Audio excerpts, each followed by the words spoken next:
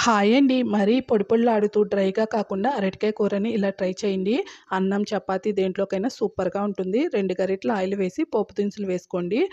ఇంగువ నచ్చితే వేయండి లేదా స్కిప్ చేయండి. పోపు వేగిన తర్వాత హాఫ్ కప్పు కట్ చేసిన ఉల్లిపాయలు వేసి ఇవి సాఫ్ట్‌గా అయ్యేంత వరకు ఫ్రై చేసుకోండి.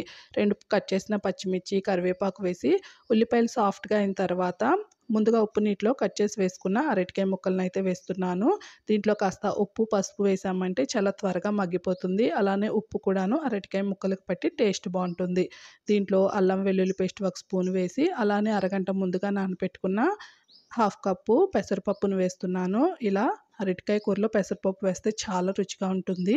అలా కాకుండా పోపులో డైరెక్ట్‌గా వేస్తే తినేటప్పుడు గట్టిగా పంటి కింద తగులుతుందండి. సో, తప్పకుండా నానబెట్టుకునే వేసుకోవాలి.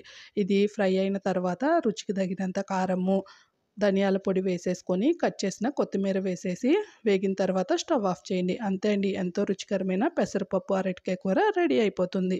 మీకు నచ్చితే తప్పకుండా ట్రై చేసి వీడియోకి లైక్ ఇచ్చి ఛానల్‌ని